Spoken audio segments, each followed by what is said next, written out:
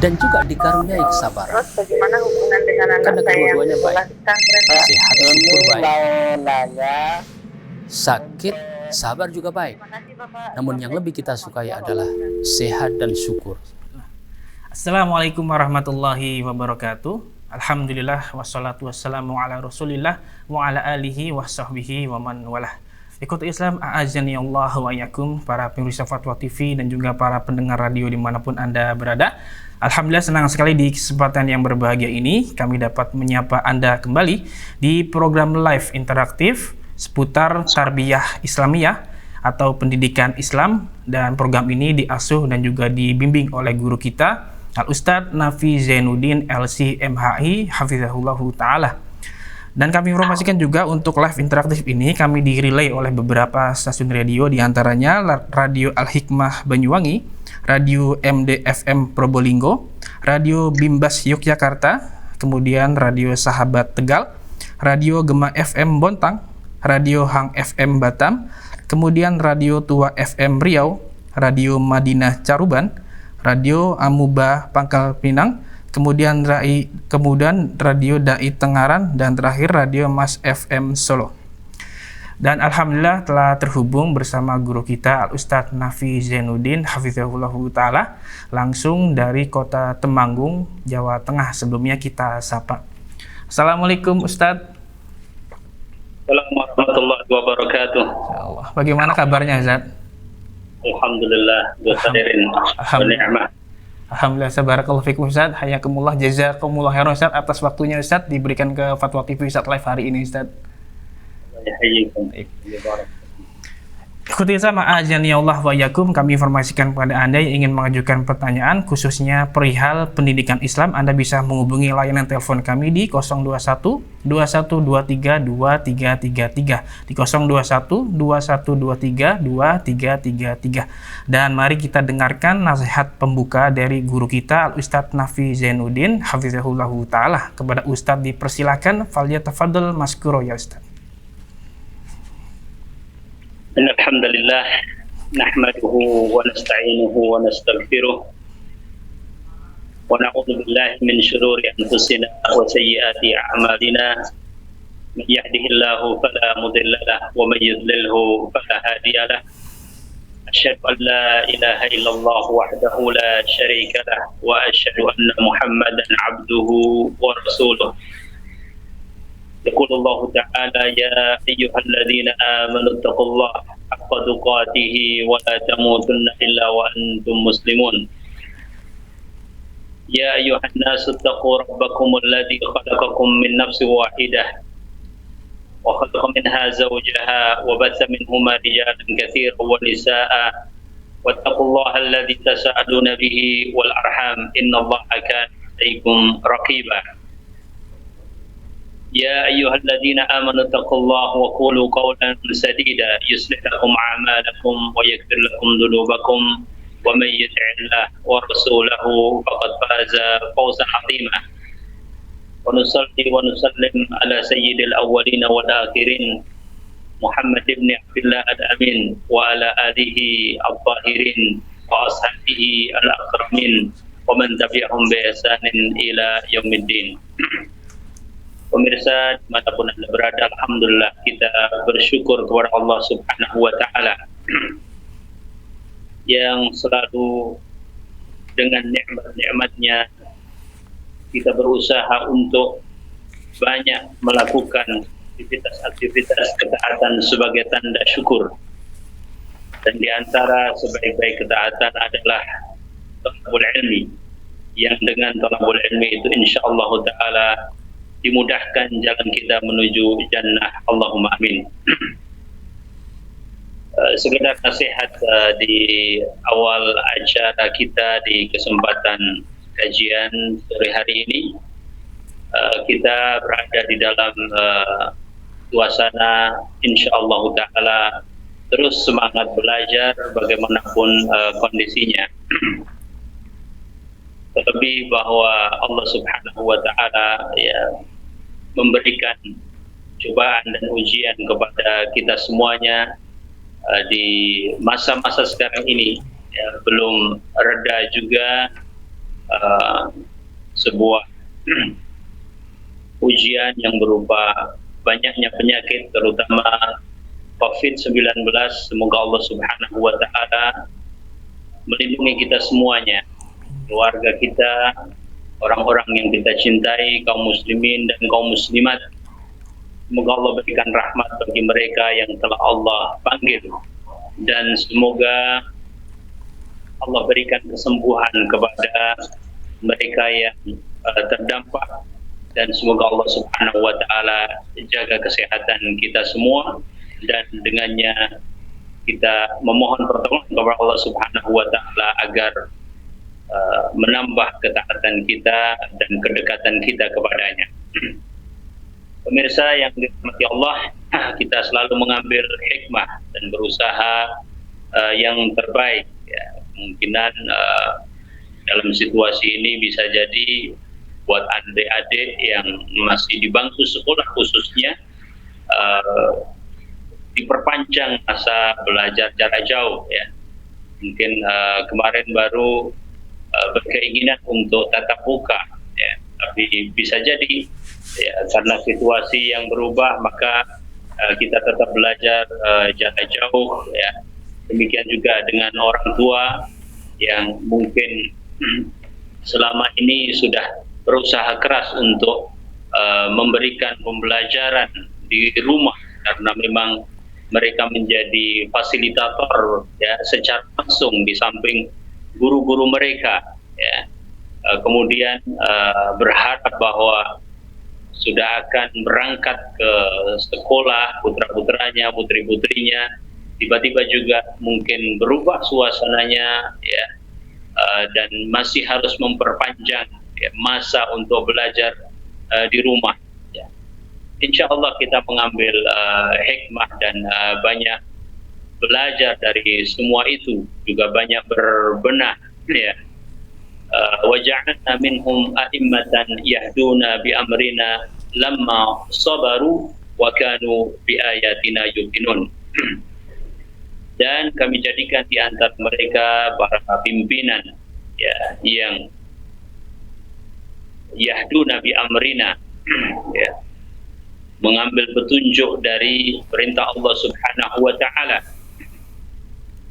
Lamma sabaru, ya, ketika mereka itu bersabar, wa kanu bi ayatina yuqinun, dan mereka yakin terhadap ayat-ayat kami. Semoga Allah menambah keimanan kita dan keyakinan kita, ya, dan insya Allah orang tua mungkin tidak henti-hentinya mengambil hikmah waktu, ya, karena memang tugas utama adalah bagi mereka dalam pendidikan anak, ya. Ketika Allah Subhanahu wa Ta'ala berfirman, ku anfusakum wa ahlikum nara, Ali radhiyallahu ta'ala anhu mengatakan, alimuhum wa hadzibuhum, ya, ajarkanlah mereka dan hadzibuhum, ya, buatlah mereka menjadi orang-orang yang muhadzab, yakni yang berakhlak, ya. Sehingga tugas itu sesungguhnya memang tugas kita sebagai orang tua, ya, bahkan Nabi alaihi wassalatu wassalam menunjukkan kepada kita, ya, bagaimana mereka perhatian, ya, terhadap anak keturunan mereka.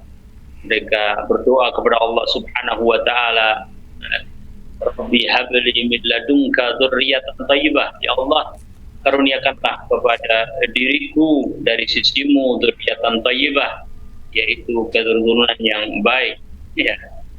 Dan kita dapatkan bagaimana mereka, para nabi, Nabi Nuh alaihi salatu wassalam, ya, Nabi Zakaria, Nabi Ibrahim alaihi salatu wassalam bahkan melakukan hal tersebut, ya, dan terus-menerus mendampingi Ismail alaihi salatu wassalam hingga usia dewasa sekalipun, ya, karena pendidikan tidak berhenti, ya. Nabi Ibrahim alaihi salatu wassalam meskipun tinggal di jarak yang begitu jauh, menyempatkan untuk mengunjungi Hajar dan juga Ismail, dan dalam kunjungan berikutnya tinggal Ismail bersama keluarganya, Ibrahim alaihissalatu wassalam tetap menanyakan tentang keadaan Ismail, bahkan juga menanyakan keadaan istrinya dan menitipkan pesan kepada Ismail. Ya. Beberapa kali datang, ya, ternyata Ismail tidak berada di rumah. Kemudian yang ditemui adalah menantunya. Maka Ibrahim alaihissalatu wassalam bertanya, kaifa aishukum, bagaimana kehidupan kalian? Ya. Kemudian mereka menjawab, ya, istri yang sebelumnya, ya, menunjukkan bahwasanya kehidupan yang ada kurang disyukuri. Maka Ibrahim alaihissalatu wassalam kemudian memerintahkan agar, ya, Ismail mengambil istri yang lain yang lebih salihah, ya. Dan terus dipantau oleh Nabiullah Ibrahim. Jadi hal ini insyaallah taala selalu kita lakukan di masa-masa yang mungkin terasa sulit ini, dan barang siapa insyaallah taala ya bisa melewati masa-masa yang sulit ini tetap dalam keadaan belajar meskipun dengan berbagai keterbatasan, maka insyaallah taala di masa-masa yang lebih lapang nanti mereka akan mampu berinteraksi dengan anak-anak mereka di dalam hal pendidikan. Wallahu taala a'lam. Baik Ustaz, Masya Allah, jazakallahu khair atas nasihat yang sangat bermanfaat sekali Ustaz di pertemuan kali ini. Dan mohon izin Ustaz, mungkin kita bisa bacakan pertanyaan pertama Ustaz di kesempatan kali ini Ustaz. Insyaallah. Bismillah, pertanyaan pertama Ustaz dari Bagas di Bengkulu. Assalamualaikum Ustaz, saya ingin belajar pelan-pelan tentang agama. Boleh tahu Ustaz rekomendasi tahapan kitab-kitab dari pemula sampai lanjutan untuk mempelajari bahasa Arab, usul fikih, mutohal hadis, akidah, dan tauhid. Jazakumullah khairan. Masya Allah. Allah yazidkum hirsan wa ta'atan. Semoga Allah subhanahu wa ta'ala menambahkan semangat dan ketaatan kepada saudara kita Bagas yang menanyakan tentang marhalah atau manhajiyah, ya, manhajiyah di dalam talabul ilm, yaitu tahapan-tahapan di dalam belajar ilmu agama. Ya, mestinya pertanyaan ini lebih pas jika dijawab oleh masyayikh dan juga ikhwah di Dewan Fatwa, dan insyaallah taala saya juga akan menjawab, paling tidak memberikan gambaran umum sebagaimana dijelaskan oleh para ulama di dalam hal ini. Itu pun nanti insyaallah saudara Bagas tetap harus bertanya kepada ustadz yang ada di dekatnya, sebab masing-masing berbeda kondisinya, ya, berbeda. Orang yang ingin belajar agama kemudian dia masih berstatus sebagai pelajar, dia masuk ke misalnya sekolah atau masuk ke pesantren misalnya, ya, dengan orang yang mungkin sudah bekerja atau sambil kuliah, ya, walaupun prinsip umumnya dan tahapan secara umumnya sama insyaallah taala. Dan di dalam hal ini para ulama sebenarnya secara singkat, Syekh bin Baz rahimahullahu taala pernah ditanya masalah ini, maka beliau menunjukkan bahwasanya seluruh ilmu itu bertahap, ya. Demikian dengan ilmu din, maka ada marhalah ibtidaiyah, ada marhalah mutawassithah, ada marhalah sanawiyah, dan seterusnya. Karena ada marhalah yang sifatnya adalah tamhidi, dan ada marhalah yang sifatnya adalah takhassusi. Ya, jadi ibtidaiyah itu sekolah dasar, ya. Kemudian mutawassithah itu adalah sekolah menengah. Kemudian sanawiyah itu adalah sekolah lanjutan tingkat atas, dan seterusnya sampai kuliah S1, S2, S3. Itu memang sebenarnya sudah dibuat sedemikian rupa juga oleh para pakar pendidikan, para ahli kurikulum, bahwa itu adalah gambaran dari manhajiyah fi thalabul ilmi di satu sisi.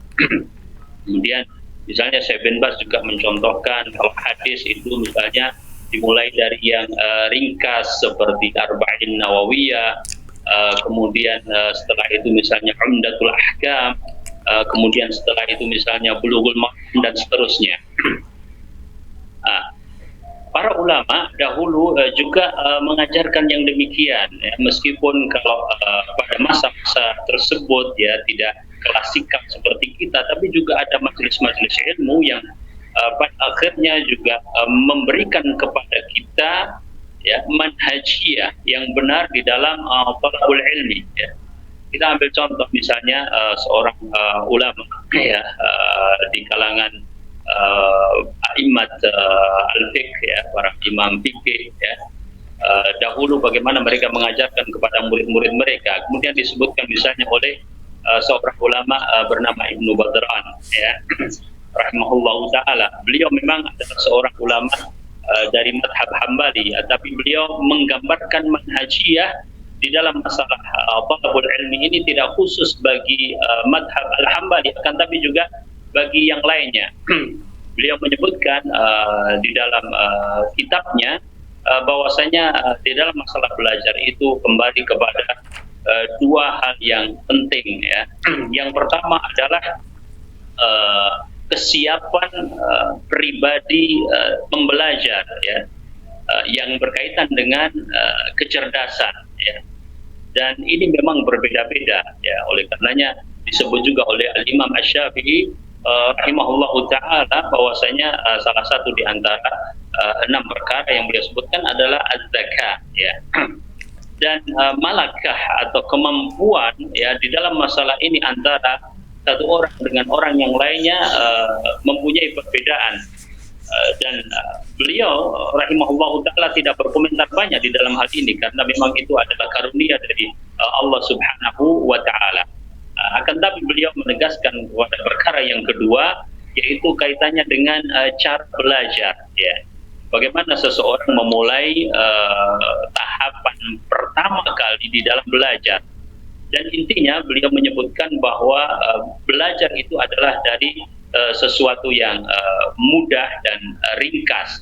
Demikian dalam masalah ilmu din juga seperti itu.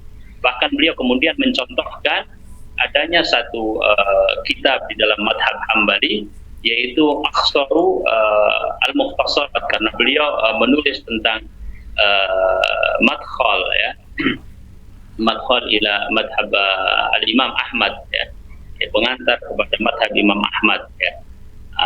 Untuk masuk ke sana itu pertama kali adalah dengan mempelajari kitab yang berjudul Akhsar al-Mukhtasarat, yakni ringkasan yang paling ringkas ya, yang berkaitan dengan madhab tersebut ya.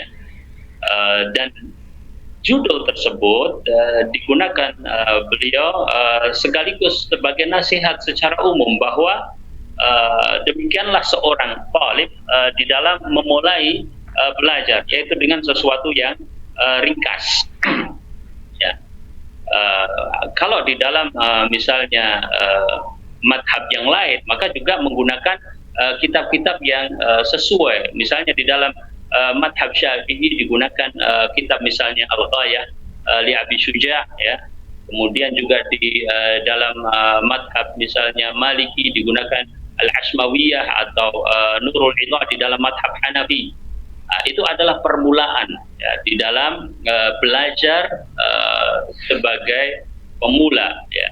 Kita semuanya mungkin tidak memulai, atau sebagian dari kita tidak memulai dengan kitab-kitab ini ya. Kita dulu belajar pertama kali ya belajar bahasa Arab ya, belajar fikih ya.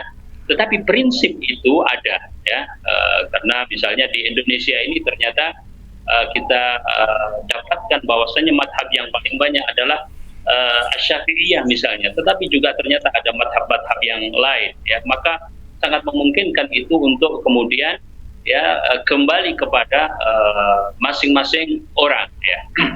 Jadi pertama kali harus memulai dari sesuatu yang ringkas ya. Kemudian baru setelah itu masuk kepada yang lebih dalam, yaitu syarahnya.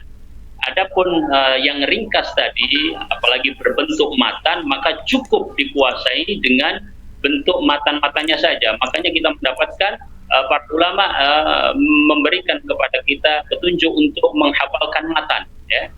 Tetapi setelah kemudian matan itu selesai, bukan berarti matan itu tidak kembali lagi dibahas, tetapi sudah dibahas dengan bentuk bahasan yang lebih luas, ya. Makanya ada syarahnya, ya, atau meningkat lebih dari itu, ya. Kalau di dalam Madhab Hambali dikatakan bahwa setelah aksar mukhtasarat, maka ditunjukkan kepada dalilul talib. Kalau dalam madhab Syafi'i misalnya, setelah al-ghayah maka kemudian syarah, ya, terhadap al-ghayah tersebut, ya. Maka itu semuanya adalah syarah yang merupakan tingkatan berikutnya, persis seperti tadi yang dikatakan bahwa ada marhalah ibtidaiyah, kemudian mutawassithah, kemudian tsanawiyah, kemudian kalau kita lanjutkan berarti jami'iyah, dan seterusnya, ya. Nah, bahkan mereka ulama juga mengatakan, ya, ketika kita berada di dalam matan, seharusnya guru juga tidak memberikan syarah yang berlebihan, ya, yang pada akhirnya nanti seorang murid akan mengatakan, susah ini belajar agama ini hanya khusus bagi orang-orang tertentu, ya, karena tidak ditunjukkan kepada jalan di dalam mempelajari atau cara di dalam mempelajari ilmu-ilmu tersebut. Nah, itu secara singkat seperti itu, ya. Maka nanti ketika tamhidi itu sudah selesai, barulah kemudian seseorang meningkat lagi sampai mutakhassis, dia adalah seorang yang spesialis dalam disiplin ilmu tertentu. Nah, saudara kita Bagas, ya, mungkin kalau dilihat dari konteks pertanyaannya, beliau bukanlah seorang yang sedang belajar misalnya di pesantren atau belajar di sekolah tertentu, tapi punya keinginan untuk melakukan tahapan-tahapan ini, ya. Wallahu ta'ala alam, saya memberikan masukan sejauh pengalaman saya, ya, bahwa Bagas harus memulai dari bab tentang pertama akidah, ya, yang kedua tentang fikih ibadah, kemudian yang ketiga tentang akhlak, ya, bersamaan dengan itu dengan Al-Quran, ya. Nah, kalau ditanya apa kira-kira kitab yang sesuai dengan itu, ya, maka saya pernah mendapatkan satu kitab, ya, tentu ini bukan satu-satunya, ya, yaitu kitab yang ditulis oleh Syekh Muhammad bin Ibrahim At-Tuwaijiri, yaitu Mausu'ah Al-Fiqh Al-Islami, yang sudah diterjemahkan, ya, kalau tidak salah judulnya adalah Ensiklopedi Islam Al-Kamil oleh Darussunnah, ya. Kitab tersebut mencakup berbagai bab, ya, ada bab akidah, ada bab ibadah, ada bab akhlak, ya, dan semuanya disajikan dengan bentuk yang ringkas untuk pemula, insyaallah taala itu memudahkan pemahaman yang akan kemudian membantu dia, ya, memahami Islam secara lebih lengkap, insyaallah taala. Itu apabila berada di dalam satu kitab, dan itu insyaallah lebih memudahkan kita. Tapi apabila kita misalnya menginginkan setiap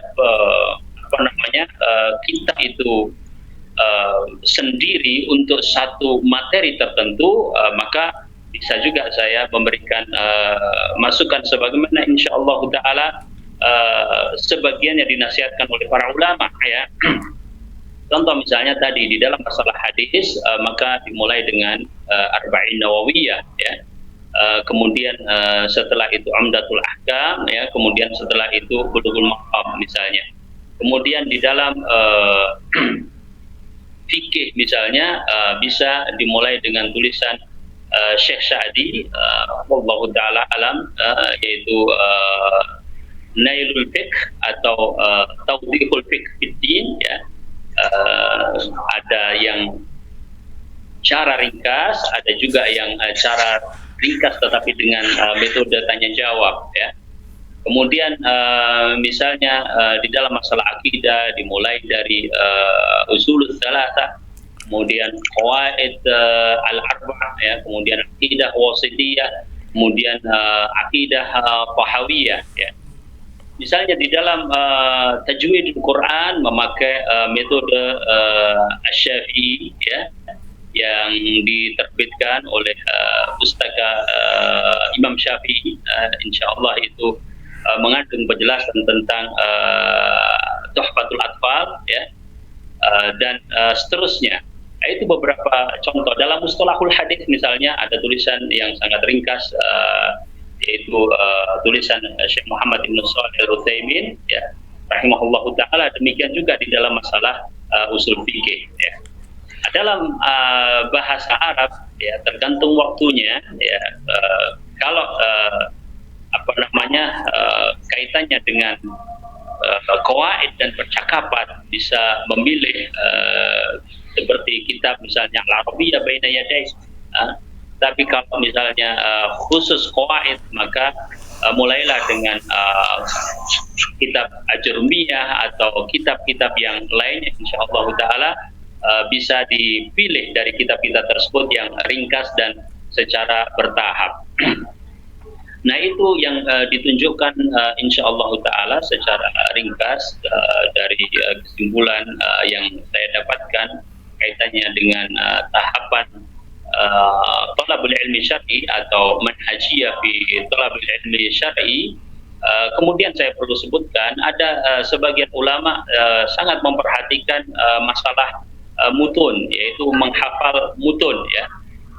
Oleh karenanya mereka kemudian memberikan matan-matan, ya, pertama kali misalnya berkaitan dengan nawaqid al-Islam dalam masalah akidah, qawaid arba'ah, ya, usulul tsalatsa misalnya, kemudian dimulai dengan beberapa hadis misalnya Arba'in Nawawiyah, ya.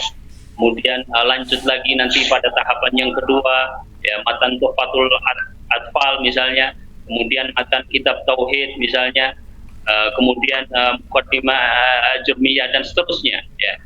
Itu adalah hafalan-hafalan mutun, ya. Insyaallah kita bisa dapatkan juga dengan mudah mutun-mutun tersebut atau matan-matan atau teks-teks ilmiah di dalam hal ini.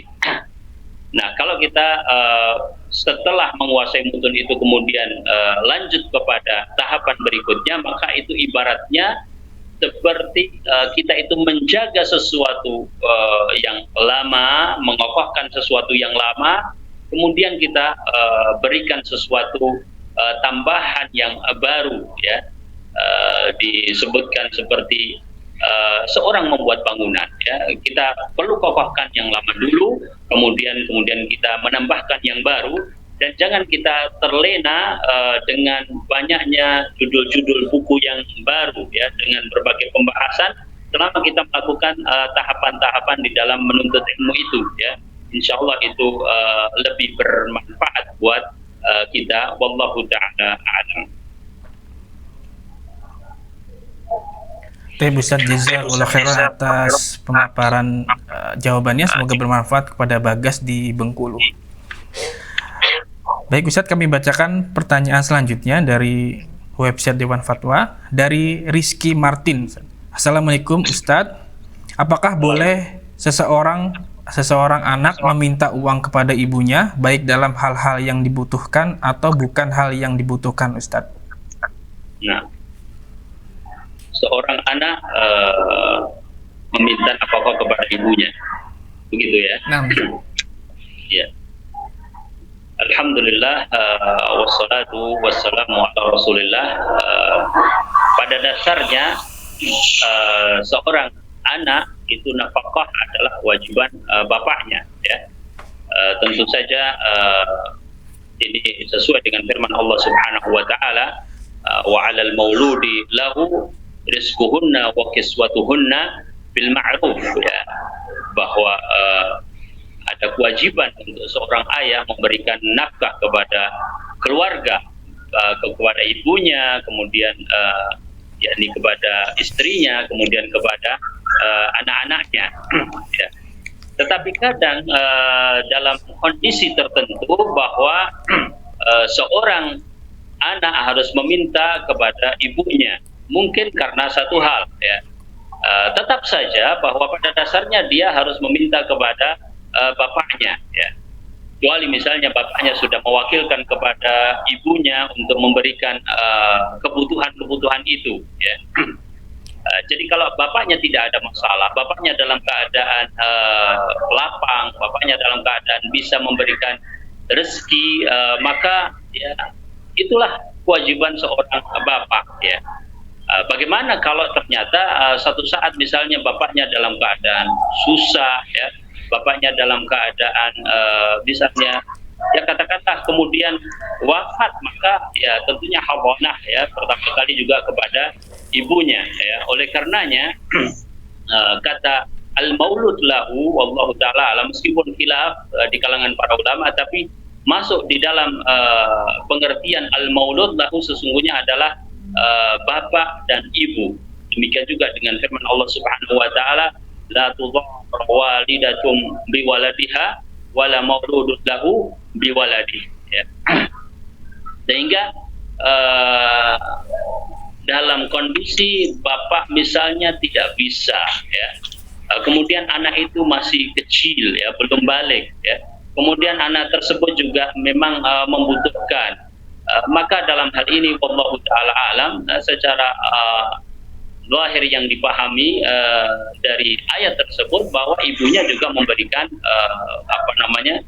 nafkah kepadanya. Jadi selama dalam batas-batas itu, maka insya Allah taala masih diperkenankan baginya untuk memberikan.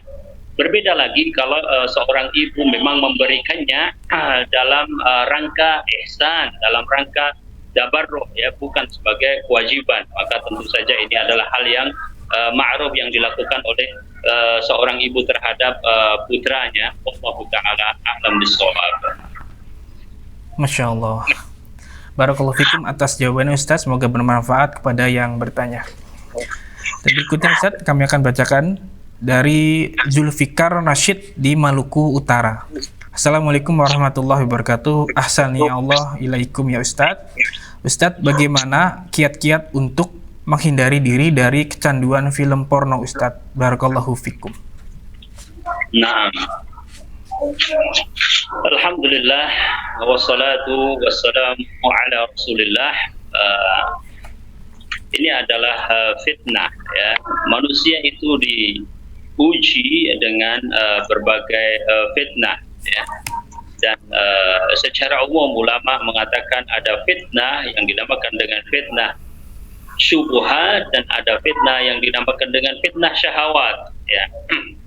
Fitnah syubhat adalah fitnah pemikiran, ya, bisa mengenai siapa saja, ya. Namun biasanya diberikan kepada orang-orang yang berpikir, orang-orang yang mau belajar, orang-orang yang senang dengan perkara-perkara ilmiah, ya. Kadang-kadang di fitnah, ya, melalui pintu syubhat, ya. Sementara yang kedua adalah orang-orang yang ahlu ibadah atau juga orang-orang yang memang, ya, semuanya digoda dengan berbagai cara oleh syaitan, yaitu dari pintu syahwat, ya. Pintu syahwat. Dan ini merupakan satu hal yang seseorang berusaha dengan keras karena memang itu adalah ujian berbagai macam cara. Namun agama Allah Subhanahu wa taala adalah agama yang sesuai dengan fitrah, ya. Syahwat tidak dimatikan, ya, tidak seperti rahbaniyah, ya, yang ada pada kaum Nasara bahwa syahwat itu dimatikan, akan tapi syahwat itu diarahkan, ya. Makanya ada syariat nikah di dalam Islam, ya. Di dalam hadis Rasulullah SAW mengatakan man istata'a minkumul ba'ah falyatazawwaj, ya, fa innahu aghaddu lil basar wa ahsanu lil farji, ya. Barang siapa yang sudah mampu maka hendaklah dia menikah, ya. Itu adalah pengarahan, ya. Karena dengan menikah itu maka itu adalah ahsanu aqaddu lil basari, ya, lebih menjaga pandangan, wa ahsanul farji, dan juga lebih menjaga kehormatan seseorang, ya. Wa man lam yastati, ya, barang siapa yang tidak bisa, fa alaihi bisyam, maka hendaklah dia puasa. Ya, jadi pertama dinasihatkan kepada saudara kita, ya, bahwa pahamilah bahwa insya Allah antum mampu untuk keluar dari kesulitan ini, ya. Yang pertama, jika antum memang sudah saatnya untuk menikah, ya, maka segeralah untuk kemudian menikah, ya. Allah Subhanahu wa taala menjanjikan pertolongan bagi seorang yang ingin menikah karena memelihara kehormatannya. Salasatun haqqun 'alallahi 'aunuhum, ya, ada 3 golongan yang akan dibantu oleh Allah Subhanahu wa taala. Salah satunya adalah an-nakihu yuridu al-afaf, yaitu seorang yang ingin menikah karena dia menjaga kehormatannya, dan itulah yang paling menjaga insyaallah taala, ya. Dan Allah Subhanahu wa taala akan membantu. Namun bila hal itu tidak atau mungkin karena satu dan lain hal belum bisa dilakukan, ya, maka yang kedua adalah bisyam, ya, dengan cara berpuasa. Bahkan puasa ini juga termasuk kepada orang yang mungkin sudah muhsan, dia sudah menikah, ya, tetapi juga masih tergoda dengan perkara-perkara waliyadzubillah, ya, ya, karena menebarnya syahwat yang sedemikian rupa, ya. Dan pada kesempatan ini juga nasihat kepada al-muslimat, ya, mereka yang sebagai muslimah hendaknya menjaga aurat mereka, ya, kemudian mengenakan hijab yang syar'i, jangan menjadi fitnah buat kaum lelaki, dan hendaklah mereka takut kepada Allah Subhanahu wa taala dan mencontoh ummahatul mukminin dan juga para sahabiat, dan jangan nambah kerusakan, ya, karena penampilan mereka yang tidak menutup aurat, dan Allah Subhanahu wa taala akan bertanya kepada mereka tentang kewajiban-kewajiban yang Allah Subhanahu wa taala telah wajibkan untuk mereka apabila mereka tidak melaksanakannya. Kembali kepada bahwa seseorang mungkin sudah mutazawwij, dia sudah menikah, dia sudah muhsan, tetapi juga masih tergoda, maka diantaranya juga dia bisa menjaga diri dengan berpuasa, karena puasa itu akan menjadikan dirinya lebih menguasai syahwatnya dan lebih menekan, dan Allah Subhanahu wa taala menjadikan itu dalam waktu yang sama sebagai ibadah yang pahalanya besar di sisi Allah Subhanahu wa taala. Kemudian perkara yang berikutnya, bahwa kita harus jauh dari tempat-tempat fitnah, ya. Mungkin khususnya di masa-masa sekarang justru seorang banyak di rumah, ya. Tetapi tempat fitnah itu justru berasal dari gadget, dari handphone, ya, dari tempat yang paling dekat, ya. Allah Subhanahu wa taala memperingatkan, ya, melalui lisan Rasulnya sallallahu alaihi wasallam bagi mereka yang justru pada tempat-tempat yang tersembunyi, ya, banyak melakukan kemaksiatan. Kita berbanyak istighfar kepada Allah Subhanahu wa taala dan berlindung, ya. Dan jauhilah perkara yang mengundang hal tersebut, ya. Misalnya seseorang cenderung untuk melakukan perkara-perkara tersebut, misalnya menonton hal-hal yang demikian itu di saat dia sendiri, maka berusahalah untuk dia tidak banyak menyendiri, ya. Kalau dia harus menyendiri pada waktu-waktu tertentu, maka usahakanlah dia menyendiri dalam rangka bertakarub kepada Allah Subhanahu wa taala. Dan jika terbayang baginya perkara-perkara yang seperti itu, yang justru melemahkan imannya, bahkan melemahkan raganya, maka hendaklah dia segera tinggalkan, segera berkumpul dengan orang lain, segera menuju tempat yang menjaga dirinya dari perkara tersebut, ya. Ini adalah hal yang juga termasuk menjauhi tempat-tempat fitnah, ya, karena memang kita tidak bisa mendekat kepada tempat-tempat fitnah, ya.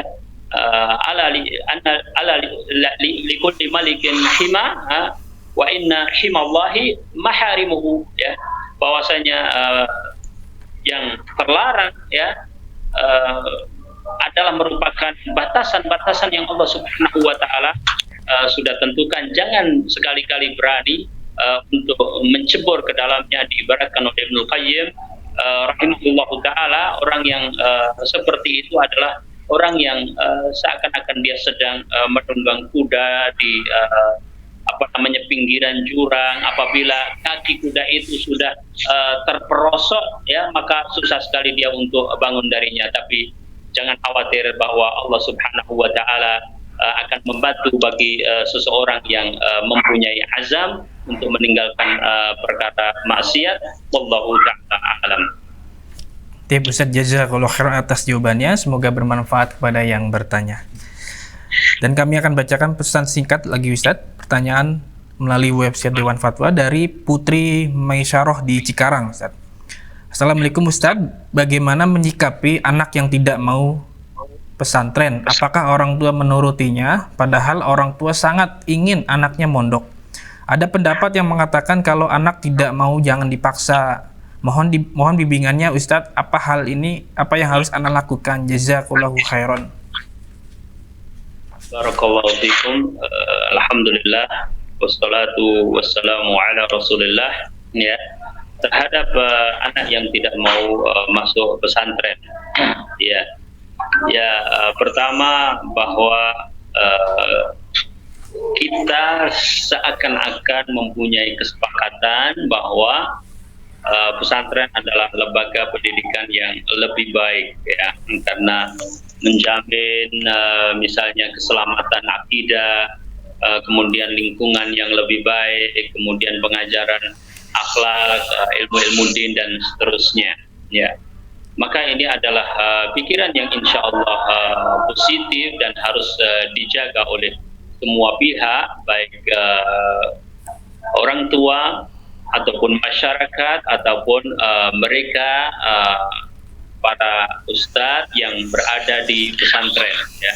Artinya bersama-sama berusaha untuk menjadikan bahwa pesantren adalah memang tempat yang terbaik atau di antara tempat yang terbaik di dalam masalah pendidikan, bahwa karakter yang menjadi tujuan utama, akhlak mulia yang menjadi tujuan utama, insya Allah dibangun di sebuah pesantren.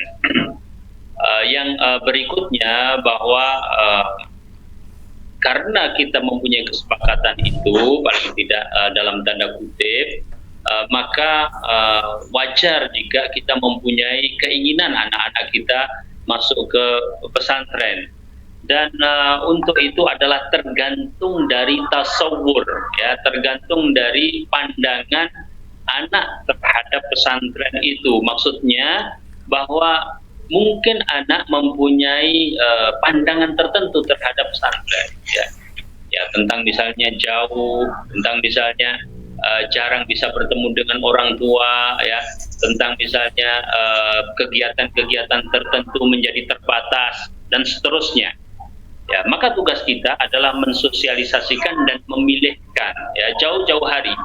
Ya, misalnya dia adalah anak kelas 6, ya, di tingkat SD, maka misalnya tahun sebelumnya sudah mulai ada sosialisasi minimal, ya, dan coba dicari tahu apa sebab yang utama bagi putranya kenapa tidak mau ke pesantren, ya.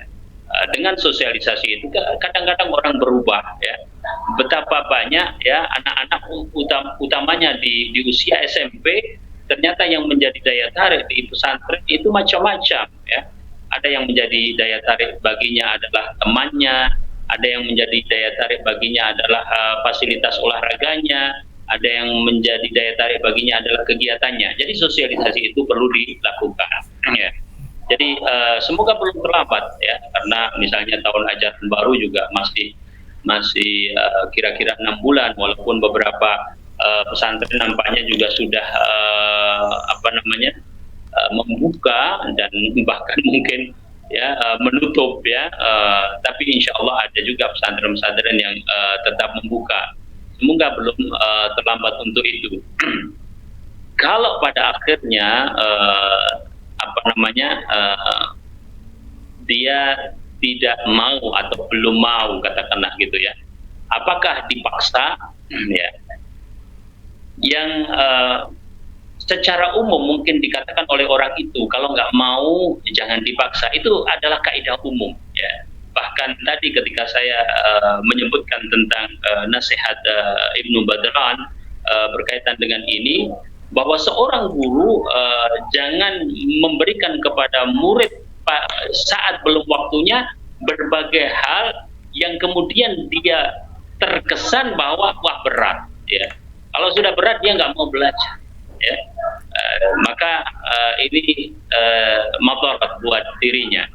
Demikian juga kalau orang masih dalam keadaan terpaksa ya, kaidah umumnya maka apabila dipaksa maka akan seperti itu ya, nanti tidak positif bagus ya buat kedepannya ya. Cuma kata-kata itu kadang-kadang misalnya membuat sebagian orang tahu bahwa anak ini hanya sementara ya, misalnya gitu ya. Maka bismillah masukkan pesantren, insya Allah nanti dia terbiasa ya. Ada orang yang begitu, wallahu a'lam. Tapi kalau benar-benar dipaksa dalam keadaan dia memang belum siap, wallahu ta'ala alam ya, itu memang tidak berefek baik buatnya, dan kita bisa memberikan tempat alternatif pendidikan yang tetap mengedepankan pendidikan agama, memperhatikan Al-Quranul Karim ya, perhatikan pembentukan akhlak di tempat selain pesantren, wallahu ta'ala alam. Nah, Ustaz, jazakallahu khairan atas jawabannya, semoga bermanfaat kepada yang bertanya. Dan akan kami bacakan pertanyaan selanjutnya, Ustaz, dari Yunilawati Riau. Assalamualaikum Ustaz, apakah kita berdosa atau salah jika kita mendiamkan adik kita yang selalu berbuat dosa atau salah yang sama dan tidak mau dinasihati? Setelah dia bersalah atau sering dia meminta maaf dan kita selalu memaafkan, namun karena sudah sering kita mendiamkannya, apakah saya termasuk memutus silaturahim, Ustaz? Tafadhol, Ustaz. Iya. Alhamdulillah wassalatu wassalamu ala Rasulillah ya. Ya, kaitannya dengan silaturahim, yang dimaksud dengan wasil ar-rahim, menyambung silaturahim itu justru dilakukan ketika ada masalah ya. Tidak hanya mukafi itu membalas yang sama ya. Kalau dia baik, kita baik, itu namanya mukafi. Tetapi yang namanya wasil, menyambung, itu justru ada sebab yang seakan-akan menjadikan terputus, maka kita menyambungnya, itu yang namanya wasil ya. Jadi nasihat kami buat saudari kita di Riau, tetaplah sambung kepadanya ya. Hanya saja ya menyambung juga dengan berbagai macam cara, mungkin tidak satu cara ya. Oleh karenanya disyariatkan ya di dalam dakwah ya, di dalam kita mengajak itu berbagai macam cara. Rasul Shallallahu Alaihi Wasallam saja membeda-bedakan, dan mungkin saya bawakan hadis ini juga nampaknya bisa kita hubungkan dengan pertanyaan sebelumnya. Jadi Rasul Shallallahu Alaihi Wasallam didatangi oleh para pemuda ya. Sebagian sahabat menceritakan bahwa kami datang kepada Rasulullah Shallallahu Alaihi Wasallam wa nahnu syabibah, kami adalah para pemuda ya, kira-kira usianya saya lupa apa 20 apa 30 tahun, yang jelas rombongan para pemuda ya datang kepada Rasulullah Shallallahu Alaihi Wasallam. Kemudian mereka fa'aqamna indahu isyrina laila ya. Kemudian mereka tinggal di sisi Rasul Shallallahu Alaihi Wasallam itu selama 20 malam ya. Kemudian sudah mulai kelihatan ada perubahan wajah dan sebagainya, sampai Rasul bertanya tentang keluarga mereka karena mereka memang sudah rindu ya. Maka Rasul Shallallahu Alaihi Wasallam mengatakan kepada mereka, irji'u ila ahlikum fa'aqimu fihim wa'almuhum wa muruhum. Pulang sudah ke keluarga kalian, kemudian ya tinggal bersama keluarga, kemudian ajarkanlah kepada mereka, perintahkanlah kepada mereka. Jadi ini perintah Rasulullah SAW. Ketika ada kondisi tertentu yang membuat bosan, ya ternyata harus dirubah, ya bukan dipaksa terus, itu tidak. Maka mereka pulang. Nah, kasus ini mungkin bisa kita ambil pelajaran juga bahwa ternyata berbagai macam cara harus dilakukan untuk kemudian kita menyambung dengan dirinya. Prinsipnya bahwasanya al-amru bil ma'ruf wa nahyu 'anil munkar itu tetap dilakukan. Kadang-kadang memang kita merasa ada kendala tertentu justru terhadap keluarga kita. Tapi memang sesungguhnya mereka juga yang paling berhak untuk mendapatkan nasihat dari kita. Rasulullah Shallallahu Alaihi Wasallam pertama kali setelah keluarganya kemudian diperintahkan wa anzir ashirataka al-aqrabin, dan berikanlah peringatan kepada keluargamu yang terdekat. Sampai Rasul Shallallahu Alaihi Wasallam mengumpulkan mereka, ya. Jadi tetaplah sambung bersama saudara ukhti, ya. Jangan didiamkan. Sekali mendiamkan untuk memberikan pembelajaran tidak masalah, bahwa itu adalah sebagian dari cara, ya, sebagian dari cara. Tapi terus menerus didiamkan ya jangan, ya, karena memang tidak ada batasnya sesungguhnya melakukan al-amru bil ma'ruf wa nahyu 'anil munkar, ya. Fasdir kama astabara ulul azmi minar rusul, ya. Bersabarlah kita, ya, insya Allah, ya memang beratlah, tapi ya tetap saja kita diminta untuk terus menerus berupaya. Kemudian ada juga ayat, ya, wa'mur ahlaka bis-sholati wastabir 'alaiha, perintahkanlah keluargamu untuk sholat dan bersabarlah di dalam hal itu, ya. Karena kenapa harus sabar, ya, karena ada halangan-halangan tadi, ada perkara-perkara yang merupakan kendala selama kita melakukan amar ma'ruf nahi munkar tersebut. Wallahu ta'ala alam, semoga bermanfaat. Ya, Ustaz, jazakallah khair atas jawabannya, semoga bermanfaat kepada yang bertanya. Tapi pertanyaan terakhir di kesempatan kali ini, Ustaz, dari Ummu Afhar di Depok, Jawa Barat. Assalamualaikum Ustadz, apa hukum menjadi guru TK? Misalnya ada pelajaran yang mengharuskan pakai cara menyanyi tentang tema pembahasannya, atau menyetel lagu untuk melancarkan ejaan abjad atau huruf. Mohon nasihatnya Ustadz. Ya, alhamdulillah, wassalatu wassalamu ala rasulillah. Nampaknya insyaallah Ukti sudah mengetahui madarat, ya, atau bahaya, ya, menjadikan lagu musik, ya, terutama sebagai media pembelajaran, ya, sehingga muncul pertanyaan tersebut, ya. Nah, kalau sudah seperti itu, maka saya nasihatkan untuk kemudian berkiprah di dunia pendidikan yang memang sudah memfasilitasi untuk pembelajaran tanpa musik dan lagu, ya. Ya, insya Allah banyak orang-orang yang satu visi, ya, yang bisa kita bekerja sama, ya, apalagi di TK, ya, sangat dibutuhkan insya Allah guru-guru semacam Ukti, ya.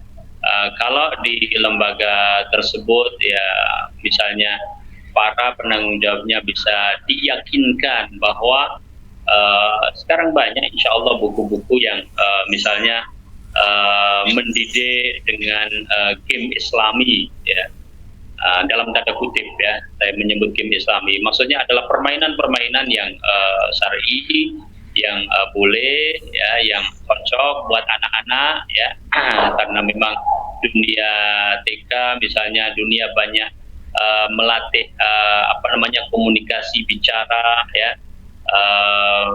Banyak mereka misalnya melihat tata cara, adab dan pembiasaan, ya, hal-hal yang mereka senang, tetapi juga mereka belajar, ya, termasuk juga pengajaran tentang Al-Quran. Subhanallah, anak-anak seusia-usia itu insya Allah kalau diminta untuk menghafalkan Al-Quran secara bareng-bareng, ya kita banyak mendapatkan di berbagai tempat, hampir-hampir tidak ada yang malas, ya. Insya Allah mereka semangat untuk berbicara bersama-sama, ya, kemudian menghafalkan bersama-sama, mengucapkan huruf bersama-sama. Jadi banyak cara, ya, yang bisa kita lakukan untuk mereka tetap senang belajar. Ya, jadi kalau lembaga bisa diyakinkan dengan itu, apalagi misalnya Ukti punya bukti-bukti penelitian bahwa itu berhasil, ya, semacam penelitian tindakan kelas, ya, bahwa diajarkan materi tertentu dengan cara tertentu kemudian mencapai keberhasilan, maka insya Allah lembaga tersebut juga akan mengapresiasi dan mendukung.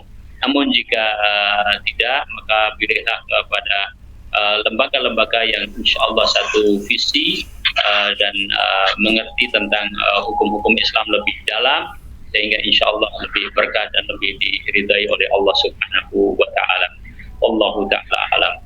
Baik Ustaz, Masya Allah, jazakallah khair atas jawabannya Ustaz, semoga bermanfaat kepada yang bertanya.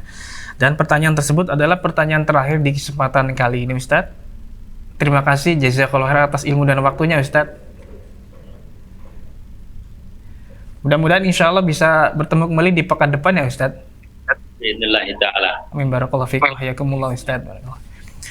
Ikuti sama azani Allah wa iyyakum, para pemirsa Fatwa TV dimanapun Anda berada. Demikianlah live interaktif pada hari ini. Semoga apa yang disampaikan Ustadz bisa bermanfaat untuk kita dan kita bisa mengambil faedahnya. Dan kami informasikan juga untuk live interaktif nanti malam insya Allah bersama Al-Ustadz Dr. Muhammad Nur Ihsan Hafizahullah Ta'ala dengan pembahasan live interaktif keimanan, doa, dan zikir pukul 20.00 waktu Indonesia Barat atau jam 8 malam. Dan sekian dari live interaktif pada hari ini. Kami kru yang bertugas mohon undur diri. Terima kasih atas partisipasinya. Mohon maaf bila ada kekurangan. Kita tutup dengan kafaratul majlis. Subhanakallahumma wabihamdika asyhadu alla ilaha illa anta astaghfiruka wa atubu ilahi. Wassalamualaikum warahmatullahi wabarakatuh.